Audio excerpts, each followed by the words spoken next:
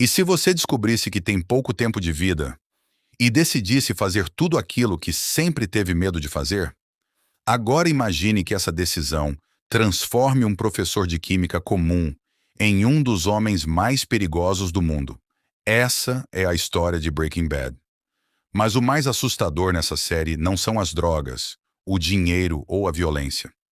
É descobrir até onde uma pessoa comum pode chegar quando começa a justificar cada escolha errada. Walter White é um professor de química brilhante, mas frustrado com a própria vida. Ele trabalha ensinando química, vive com dificuldades financeiras e sente que desperdiçou todo o seu potencial. Então, Walter recebe uma notícia devastadora. Ele está com câncer. Pensando no futuro da esposa e dos filhos, ele toma uma decisão completamente inesperada. Walter procura Jesse Pinkman, um antigo aluno que já está envolvido com o tráfico, e propõe uma parceria. A ideia parece simples. Walter produz a metanfetamina. Jesse vende, e o dinheiro fica para a família depois que Walter morrer. Só que existe um problema. Walter começa a gostar do poder. No começo, Walter diz que está fazendo tudo pela família, mas pouco a pouco essa desculpa começa a desaparecer. Ele mente, manipula, ameaça, engana pessoas próximas e toma decisões cada vez mais perigosas. O homem que antes tinha medo de enfrentar os próprios problemas começa a enfrentar criminosos sem demonstrar medo.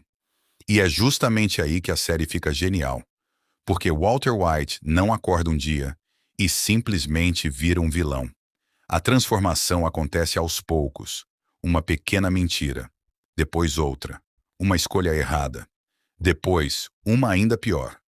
Até que chega um momento em que você olha para aquele personagem e pensa: como esse homem chegou tão longe?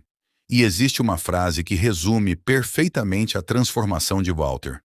Ele não queria apenas sobreviver, ele queria ser reconhecido. Durante toda a vida, Walter sentiu que era um homem comum, apesar de saber que poderia ter sido muito mais. Quando finalmente encontra algo em que é extremamente bom, ele descobre uma sensação que nunca tinha experimentado: poder. E quanto mais poderoso ele fica, mais difícil se torna voltar atrás. É por isso que Breaking Bad não é apenas uma série sobre drogas. É uma história sobre ego, ambição, escolhas e consequências. Breaking Bad mostra uma coisa assustadora. Às vezes, o maior perigo não é descobrir quem você realmente é descobrir quem você é capaz de se tornar.